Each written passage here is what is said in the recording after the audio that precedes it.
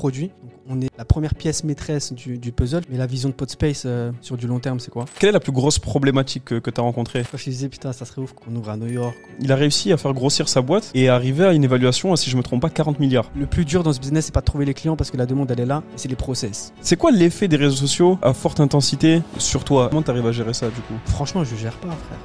La clé du développement, Ouais. c'est le process. Mec, on l'a trouvé mieux que ça et c'est encore mieux qu'avant. Le fait que les clients me contactaient sur toutes les plateformes, LinkedIn, WhatsApp, Instagram, au bout d'un mois, j'ai dit ça, stop, il faut trouver un outil ou un process qui va nous permettre de tout centraliser. Totalement. Voilà, toujours être une référence. On va sur quelque chose, on se donne à fond, à 100%, on prend le marché. Totalement. Bon, mon petit loup, on se retrouve pour un deuxième épisode de ce podcast qui n'en est pas un. En vrai, un podcast qui n'en est pas un, juste Fallait une bien discussion. commencer un jour. Hein.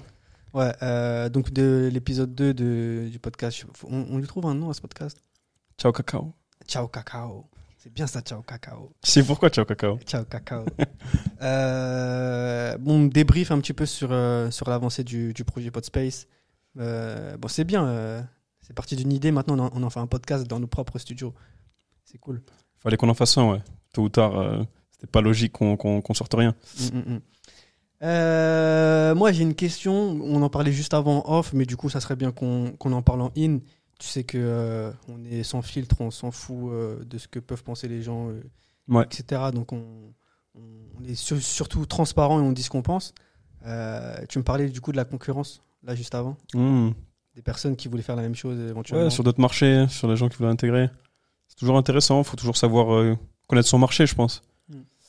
Après, quand tu regardes, ça te permet de t'inspirer, de regarder ce qu'ils font et de faire mieux. Mais je pense qu'il ne faut pas se limiter à ça, tu vois. Je me suis jamais limité sur mes autres activités, tu vois, tu me connais. J'ai jamais vraiment regardé ce qu'ils faisaient. Enfin, j'ai regardé, mais je me limite pas à ce qu'ils font, j'essaie toujours d'aller beaucoup plus loin. Bien sûr. Tu vois, on parle de gros projets qui arrivent, on fera l'annonce très très rapidement là, donc ils le seront. Tu vois, si on était les autres, t'en as plein, tu vois, Edith, peut-être c'est trop tôt. Non, tu vois, il n'y a pas de c'est trop tôt, faut lancer, on a l'énergie en tout cas. C'est vrai. Le temps, c'est l'organisation, mais l'énergie, on l'a en tout cas. Après, on peut toujours faire prendre des mauvaises décisions et faire des mauvais moves, t'es d'accord avec moi? C'est pour ça que c'est important de poser des bases, de structurer avant tout, et qu'on a, d'ailleurs, chose qu'on a essayé de faire et qu'on fait très bien avec l'aide de l'équipe qui est là. Moi, je pense que, ouais, il faut développer, mais il faut avant tout processiser, tu vois. Parce que tu parles d'accélérer, donc c'est pour ça que je te dis ça. Et c'est surtout, en fait, encore une fois, la capacité de vie déléguée, on en a beaucoup parlé. Sur ça, tu t'en parlais. T'as évolué un peu quand même dans ça. Qu'est-ce que t'en penses? J'ai évolué un petit peu dans la sûr, délégation. Ouais. Franchement, en vrai. Ouais, c'est difficile de le faire quitter certaines tâches. Ici, à quel point moi, j'essaie de vie déléguer des tâches qui n'ont pas d'intérêt, en fait. Parce que faut déléguer. Qui n'ont pas d'intérêt pour toi, mais qui ont un intérêt pour la boîte. Ils ont l'intérêt pour la boîte, bien évidemment, sinon je ne déléguerai pas. Mais je parle d'un intérêt financier, en fait. Je pense que, voilà. Oui, quand je dis James doit déléguer vite, c'est qu'il a une capacité de réflexion qui est plus importante que s'il était sur de l'exécutif. Donc, il doit utiliser sa matière grise pour du développement. Ouais. Et donc, c'est ça qui est le plus important. Donc, voilà, le reste, l'exécution n'a pas d'importance. Il y a peut-être des choses que tu feras mieux que d'autres personnes. Mais sur la vision et sur la manière d'aller plus vite, un exécutant ne pensera pas à ça, tu vois. Parce que, premièrement, ça ne le concerne pas. Et deuxièmement... voilà, toi le soir quand tu rentres, tu réfléchis à putain, j'aurais pu faire ça mieux et tout. Lui, il pense pas à ça, tu vois, ce qui est normal. Ouais, totalement. Et surtout que nous, notre priorité finale, c'est de développer et d'aller plus loin. Et c'est pas la priorité entre guillemets des équipes, même si elles font partie du développement. Totalement. Tu vois, et c'est vrai que j'étais encore beaucoup dans l'opérationnel. Là, je suis beaucoup moins du coup. Mais c'est difficile de trouver ça, c'est ça que je veux dire. C'est très difficile. On a de la chance de le trouver. Voilà, avec Jamal. Jérémy, Thibaut, Lucas. Tous, ouais. Tes équipes aussi. Des équipes qui sont présentes et c'est cool, on a fait un bon recrutement. Sur Podspace, en 2 mois, du coup, on est passé de, si on nous compte nous, de 2 à 6. Ouais, 6 et ça continue de recruter là déjà. Ouais, on continue de recruter parce que y a pas mal de boulot en vrai. Ouais. Donc il faut qu'on arrive à livrer les clients en temps et en heure parce que on est sur un marché quand même qui est la production de contenu. Au-delà de la création, nous on produit. Donc on est la première pièce maîtresse du puzzle finalement. Et c'est vraiment un business qui n'est pas, je trouve, évident En tout cas, moi, je le vois comme ça. Parce qu'il y a énormément de facteurs à gérer dans la production, tu vois. Tu as la production, donc tu as tout ce qui est avant. Surtout que nous, c'est de la production. C'est pas juste un shooting simple. On a nos propres décors, donc il faut les préparer en amont, etc. Tu vois. Il y a aussi la partie réservation. Mais tu vois, c'est ça qui est intéressant, c'est qu'il y a la plus-value. Tout ça, c'est de la plus-value. Tu sais, il y avait Spaces qui m'avait invité, qui m'avait proposé, c'est une autre histoire, mais voilà, parenthèse, il y a Spaces qui nous proposait d'être une collaboration, donc un gros coworking. Et ça me rappelait l'histoire du fondateur de WeWork. Je sais pas si tu la connais, l'histoire, elle est super connue. Non, bah ouais, écoute, je te laisse. Ouais, donc l'histoire du fondateur de WeWork, Mike Newman, ou Okay. son prénom. Si je me trompe, c'est pas très grave. Mais en gros, voilà, c'était un homme très très convaincu de sa vision, très persuasif. Et il a réussi à faire grossir sa boîte, donc WeWork, qui est un espace de coworking. Ouais, très très très connu WeWork. Et avec des grosses levées de fonds, et arriver à une évaluation, si je me trompe pas, 40 milliards. Énorme. 40 milliards pour la location de... Ouais, c'est juste de l'espace finalement. C'est que l'espace. Un truc de ouf. Après, c'est de l'IMO, tu vois. Ouais. C'est l'IMO, mais la valeur ajoutée, ça reste de l'espace. Ouais. Donc lui, il a réussi à les convaincre, voilà, avec force de persuasion, en expliquant, voilà, que c'est le futur, voilà, un peu du télétravail, parce que beaucoup de gens travaillent en remote. Et il y a eu le Covid qui est arrivé, et l'évaluation, elle a chuté, très très grosse chute, en dessous de 500 millions. Ouais, je suis sûr du chiffre d'ailleurs. C'est incroyable. Tu t'imagines la chute des investisseurs, c'est énorme. Donc voilà, il y a plein de problèmes, ils ont fermé beaucoup de coworking, ils ont liquidé beaucoup de personnes. Mais ça montre que sa vision, en tout cas, elle lui a permis d'un petit projet à le faire grossir. Pourtant, la plus-value sur le projet, elle est nulle, tu vois. Il n'y a pas de vraie plus-value. Ouais, non, mais je comprends exactement ce que tu veux dire. Et du coup, pour rebondir par rapport à ça, même si, bon, nous, on en a déjà discuté, donc je le sais, mais la vision de Podspace sur du long terme, c'est quoi ? Moi, je dirais vraiment devenir une référence sur la création de contenu, en tout cas, de mise à disposition de création de contenu au plus grand nombre. Depuis le début, on a toujours dit, voilà, démocratiser la création de contenu. Bah, ça restera toujours la promesse un peu, tu vois, comme on dit, dans le marketing, genre. Exactement. Tu sais, hier, je pensais à un truc. Quand je disais, putain, ça serait ouf qu'on ouvre à New York ou Ouais, grave. dans une très très grosse ville. Et moi, comme je t'ai dit, je suis un gars, je visualise beaucoup les choses. C'est-à-dire que quand j'ai une idée, je me l'imagine, etc. Et quand je me suis dit ça, je t'ai envoyé ce message et je voyais le site web, tu vois, Podspace avec les différents noms de domaine, sous-domaines, pardon. Et je voyais le podspace.com avec la première phrase Everyone has something to say, tu vois, ou un truc comme ça. Mais c'est ça, tu vois, c'est vrai, tu vois, tout le monde a quelque chose à dire. Tout le monde a Donc quelque chose on à dire. démocratise la création de contenu et de manière à grosse échelle. À grosse échelle et de haute qualité en plus, tu vois. C'est ça, et pour un prix qui est dérisoire, ouais. C'est pour un très prix compétitif. dérisoire. Regarde la qualité du Ouais, contenu. bah, c'est la dernière qualité de caméra. Des caméras pour seulement 100 € l'heure, c'est ouf. Quand tu compares sur le marché, tu regardes des studios de production, c'est archi cher. C'est archi cher. Mais je pense que voilà, c'est exactement ça, vraiment démocratiser. Et après, sur la partie un peu plus là c'est la promesse, mais plus technologique, je dirais, c'est vraiment de trouver le moyen de le faciliter en tout cas. Voilà, les facilités, ça passe par la technologie, du développement, comme on est en train de le faire avec des développeurs qu'on recrute actuellement. Donc je pense qu'elle est vraiment là en fait, la scalabilité du projet. Totalement. Sur la partie tech. Ouais, totalement. Ouais, améliorer le système de réservation, qui est un très gros point pour nous. Bah, on est sur le sujet actuellement avec des devs. Un moteur de recherche peut-être un jour, tu vois. Il y a pas vraiment de. Mais c'est comme hier, j'ai un gars moi qui m'a envoyé la société Pairspace. Je sais pas si tu connais. Non, je connais pas. C'est pareil, c'est de la mise à disposition d'espaces de travail. Non, d'espaces de création pour faire des shootings photos ou des clips ou des événements, je crois, si je te dis pas de bêtises. C'est une très très grosse boîte US. Je connais pas la Valo, mais je sais que c'est une grosse boîte. Et eux, ils fonctionnent, en fait, c'est limite un SaaS, tu vois. Tu recherches un espace, une ville, sur le moteur de recherche. Et ensuite, tu as plein d'espaces créatifs, entre guillemets, qui te sont poussés et tu réserves à l'heure et tu viens, tu shootes ton contenu, tu fais ton shooting photo, etc. En vrai, on pourrait même partir sur un axe comme ça à terme, tu vois. En soi, il n'y a pas de limite, il y a tellement de choses qu'on peut combiner, entre guillemets, on va dire, entre création de contenu, immobilier, tu vois. Totalement, expandre la vision. Que ça peut aller très très vite, en vrai, tu vois. Ça peut aller très vite et Et on fait une annonce très rapidement où on montre, voilà, comme je te disais, l'expansion est très impatient de faire cette annonce. Ça va être vraiment quelque chose d'excitant et voilà, c'est encore une nouvelle étape. On passe un nouveau challenge. Un nouveau challenge, c'est cool. Donc voilà, on vous tisse ça un peu, mais le but c'est que voilà, vous soyez là quand on fasse le lancement et mais voilà. Quelle est la plus grosse problématique que tu as rencontrée, toi qui a été beaucoup sur l'opérationnel. Sur l'opérationnel. On donne de la valeur là en plus, tu vois. Sur ce projet-là, la plus grosse problématique que j'ai eue, en vrai. La gestion peut-être de données. Ouais, je pense non, la gestion du contenu du coup. La gestion du contenu, ouais, des données. Enfin. Ouais, parce qu'en fait, il y a eu tellement de demandes très rapidement. Nous, on s'y attendait pas, on n'avait pas les équipes pour au début. Totalement. Donc du coup, on a géré au début tout seul, et ensuite il y a Jérémy qui nous a rejoint. C'était très très compliqué de gérer autant de contenu, tu sais, les livrables, ouais, c'est vrai. les choses à monter. Des fois, c'était. Il dit qu'on a géré, mais il a géré seul parce que le contenu, moi, en vrai de vrai, je l'ai pas géré. Ouais. Et c'est vrai que c'était pas évident. Et pour quelqu'un, après, j'avais déjà une agence à l'époque, donc je connaissais un petit peu les process, tu vois. Ouais, c'est vrai. Et j'ai très vite justement essayé de processiser les choses pour pas me retrouver sous l'eau.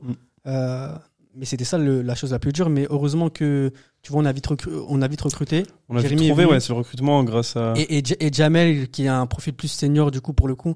Qui a de l'expérience, qui connaît vraiment bien le monde du podcast, qui est quelqu'un de très organisé dans ce qu'il fait. Dès qu'il est arrivé, on lui a dit, OK, ta mission, mets en place les process qu'on a déjà mis, en tout cas, améliore-les, tu vois. Et tu l'as vu, il est arrivé 2-3 C'est quoi la clé après. du développement selon toi? La clé du développement, ouais. C'est le process. Le process, ouais. Et de toute façon, quand on avait parlé avec le concurrent, il nous l'avait dit. Tu te souviens ou pas? Ouais, on avait fait un call avec le concurrent du coup international qui est sur un tout autre marché, qui est sur le marché au Moyen-Orient, rien à voir.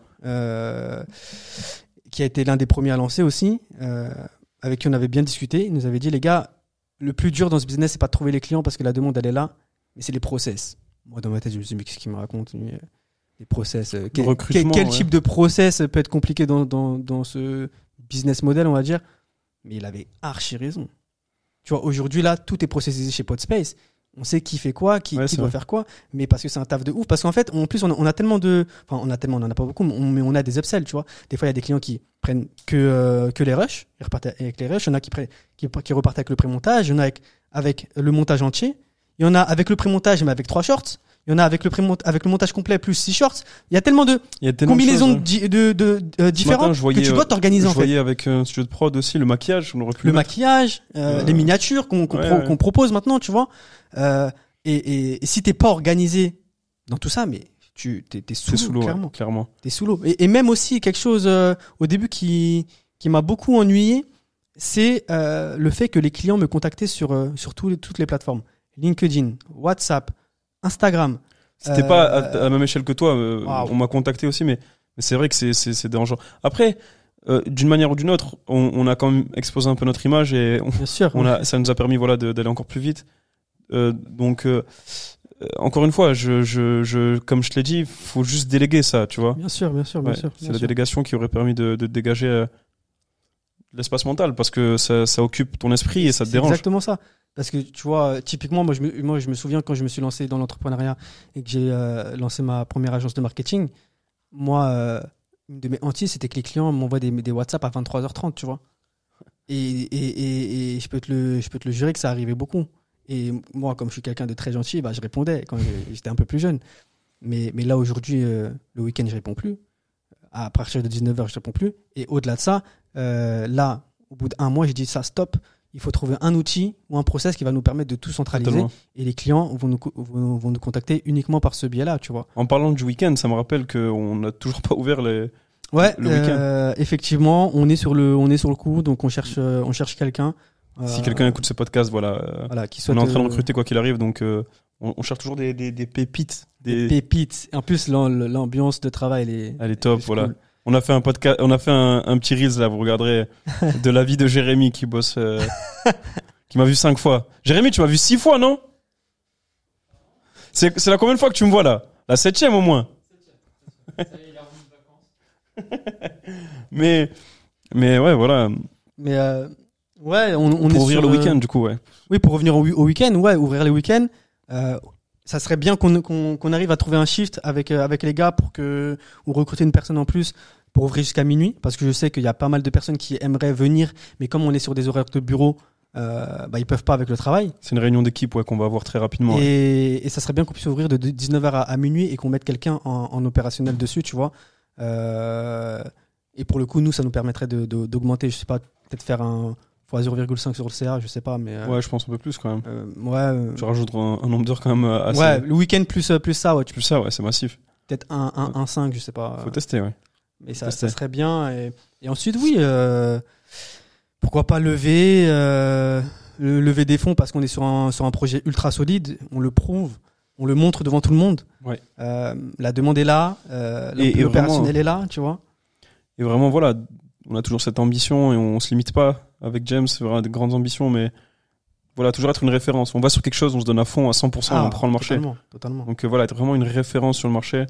Et voilà, on essaie de vous le montrer en tout cas en faisant ça et en faisant ce podcast. Quoi qu'on fasse, on se donne à 100% et il n'y a pas de demi-mesure. Ouais, mais tu peux pas faire les choses à moitié. Parce que si tu le fais à moitié, tu les fais, en règle générale, tu les fais mal ou tu les fais pas. Ou tu les aboutis pas plutôt, du moins. Totalement. Mais ça, je pense que c'est dû au manque de croyance, tu vois. T'en penses quoi? Les gens, Ouais, je suis d'accord avec toi. Voilà, ils font un truc, ils se lancent, ils hésitent. Et tu vois, même à un moment, il y a eu cette phase d'hésitation. À un moment, tu me disais, dit, au pire, on arrête. Je fais, non, on a... Ah, tu te rappelles ou pas? Je me souviens. Tu te rappelles ou Je pas? te jure que je me souviens.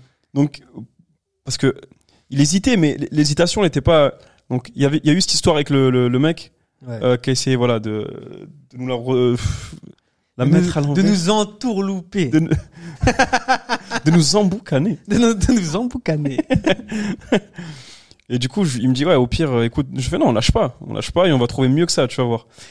On a trouvé mieux que ça, mec. On a trouvé mieux que ça et c'est encore mieux qu'avant. Ouais, mais c'est que le début, c'est ça qu'il faut se dire, tu vois. C'est que le début, donc.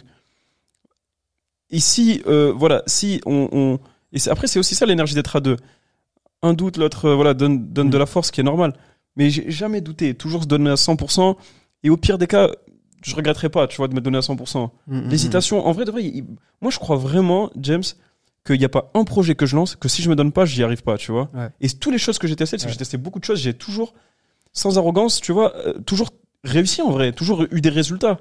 Donc c'est parce que, voilà, je me donne l'énergie, j'essaie d'être concis et réfléchir, mettre du focus en tout cas sur le projet. Donc à chaque fois, ça fonctionne. Il faut juste mettre du focus, croire en soi et pas lâcher. Il y a de la persévérance. Si t'arrives pas par une porte, passe par une autre porte. Et ainsi de suite. Il y a toujours une porte ouverte. Tu m'étonnes. Ouais, je suis totalement d'accord avec toi. Et puis pour rebondir sur un autre sujet, là, on souhaite développer. Je pense que ça va être plus facile et normalement plus rapide vu que voilà, on sait comment ça se passe, on sait comment lancer, on sait comment trouver un bien qui va être rentable, on sait plus ou moins le localiser, tu vois. Et surtout, tous les process sont là maintenant. Il faut juste recruter. C'était pas facile au début, mais bon, maintenant on les a et ouais. Bon, en tout cas. On va devoir couper parce qu'il y a une séance d'un client dans 15 minutes. Une dernière question. 15 minutes? Ouais. T'as une dernière question que tu voulais poser? J'ai une question, rien à voir. Rien à voir parce que je sais pas, elle me trottait dans la tête. Et je me suis dit, elle était intéressante. Toi qui crées beaucoup de contenu, James, tu le fais, voilà, tu deviens vraiment un vrai créateur de contenu. Hein.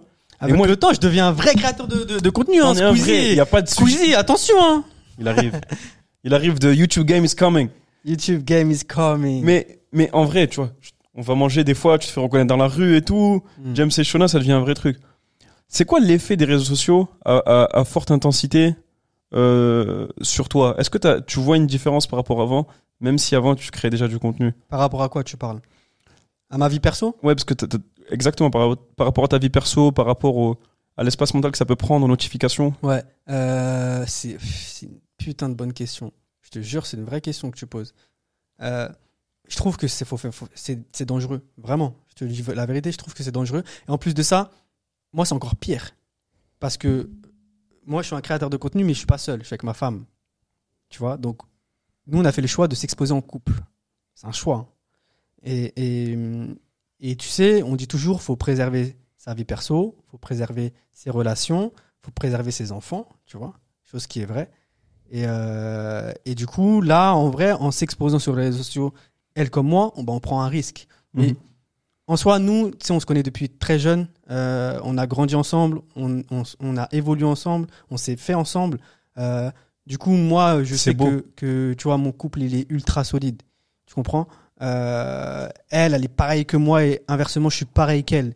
Tu vois, donc c'est comme si on était une même personne. Donc en soi, je pense que si j'avais été quelqu'un d'autre que elle, je l'aurais pas fait. Je me serais pas exposé en couple sur les réseaux sociaux parce que c'est trop dangereux.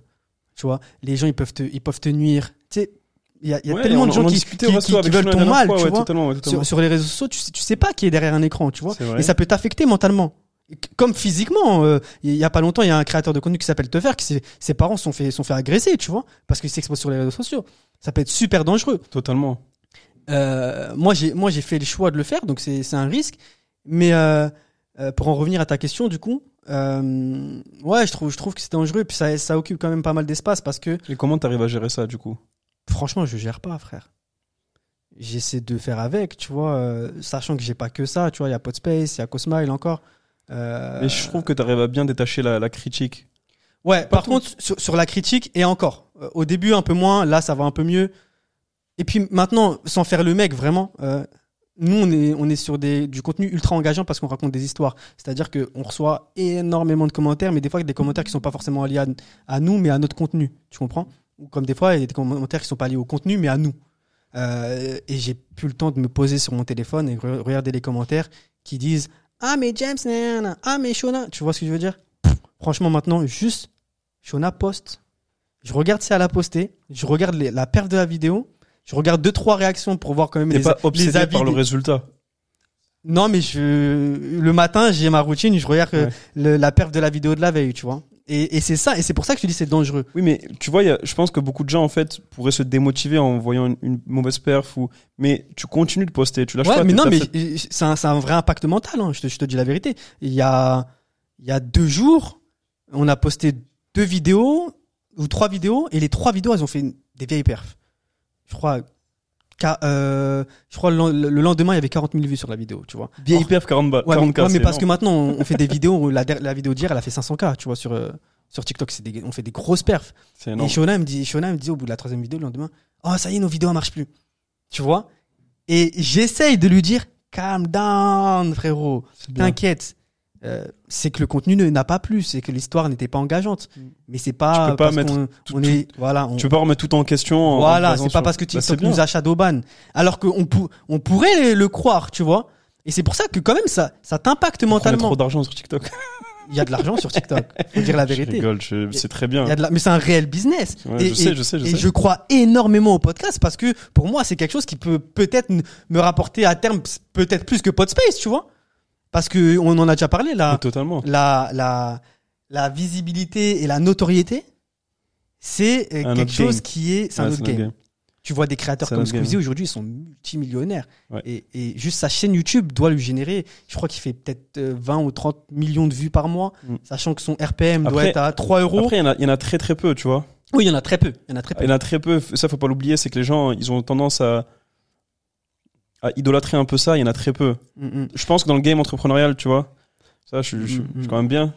Donc, je pense que bien placé pour en parler, en vrai. Ouais, totalement. Donc, voilà, financièrement, pour ça, je pense que tu peux, voilà, la plus grosse facilité, c'est quand même avoir ce game, l'entrepreneuriat, il est plus important pour moi que le game de la création de contenu. Ouf, et on en parle souvent, tu vois. Il y a plein de créateurs qui pourraient faire beaucoup d'argent. Ils sont très connus et qui font rien du tout. Ouais, on en a vu passer. Et on donnera pas de prénom ni de nom, oui, bien sûr. Mais il y a des gens, voilà, qui ont des grosses audiences et qui sont broke, tu vois. Ouais, mais parce que ils ont pas cet esprit d'entrepreneur comme nous, on l'a de base, tu vois. Moi, l'avantage, c'est que... Mais c'est la monétisation, tu vois. Ouais, c'est ça, c'est exactement ça. L'avantage, c'est que avant d'être un créateur de contenu, moi, je suis entrepreneur. Je me considère avoir une âme d'entrepreneur parce que j'aime créer des choses, tu vois. J'aime construire c'est ça qui m'anime, moi. La création de contenu, c'est quelque chose que j'aime bien faire. Mais moi, ce que je kiffe, tu vois, c'est créer des business. Je kiffe ce qu'on est en train de faire, vraiment. Et au-delà de ça, c'est les développer, tu vois. C'est de me mettre des gros challenges, de me dire, putain, James, tu vas arriver à ce stade-là. Tu vois ce que je veux dire? Je dis pas que tu aurais le prochain Jeff Bezos, et c'est même pas la question, et j'ai même pas envie de l'être, tu vois. Mais vraiment de créer des choses impactantes. Et c'est pour ça que nous, on a une vision, on arrive à faire de l'argent parce que on cherche à faire de l'argent. Tu comprends? Et les créateurs de contenu, ils cherchent à créer. Ils cherchent pas à faire de l'argent. Ouais, ils cherchent à créer et impacter. ensuite ils essaient de faire de Je l'argent. pense que c'est vraiment ce game qui est différent, tu vois, un peu de notoriété. C'est plus, voilà, être célèbre, la célébrité. Exactement. Ils cherchent plus ça. Le game financier, peut-être le game de pouvoir aussi avec la politique. Ouais, mais On on pourrait en vraiment les parlait, catégoriser, tu vois, dans ces 3 catégories, tu vois. Ouais. Mais la notoriété t'ouvre énormément de portes. Quand on est parti à l'UFC Paris, c'était quand C'est même vrai, 2 on n'a semaines. pas débattu sur ça aussi. Ouais, On aurait pu finir. Ouais, on peut finir sur ça. Et où tu me disais, putain, regarde, il y avait plein de personnalités connues. Bon, on était assis à côté de. Ouais, là où on était. assis. Et tu m'as dit, en vrai, la notoriété, ça t'ouvre des portes de ouf. Parce que, regarde, Ouais. ça se trouve, ils ont même pas payé. Ils ont sûrement pas payé certains, ouais, c'est sûr. Mais parce qu'ils ont tellement de visibilité que ça apporte de la visibilité à T'avais tellement de gens super connus à côté de nous, tu vois. Et bien sûr qu'ils ont pas payé. Après, mais après, c'est en fait vraiment cet axe de liberté que ça t'apporte. Et ça, je l'ai découvert grâce à toi, tu vois. C'est que moi, j'ai toujours cru en la finance, tu vois. Je cours aussi en développant des activités, en voulant vraiment avoir de l'impact. Mais c'est parce que je pense que l'argent t'apporte de la liberté. Et voilà, c'est surtout ça à comprendre. La liberté, de la sécurité pour ta famille, tes proches, toi-même. Mais cette fame, tu vois, elle t'apporte une autre forme de liberté. Elle t'ouvre des portes là où même si l'argent t'en ouvre, ça t'en ouvrira de manière plus rapide, plus facile. On a vu des gens qui sont venus, qui avaient une forme de... Voilà, qui dégageaient quelque chose sans forcément avoir du caractère, en fait. Ouais, tu vois. ouais. Donc, et ça m'avait vachement étonné, en fait. C'est que ils ont pas tant quelque chose, tu vois, ils ont pas tant de plus que toi ou moi ou qui que ce soit. Mais c'est juste l'exposition qu'ils ont fait croire qu'ils sont quelqu'un. Et du coup, les gens un peu idolâtrent et ils courent après ces gens-là et t'as cet effet un peu de foule autour d'eux. Ce que moi, j'ai jamais vraiment admiré, je m'en suis toujours foutu, en fait, tu vois. Mais donc, à travers ça, j'apprends, tu vois. Et ça, c'est un point de vue qui est très intéressant, je trouve.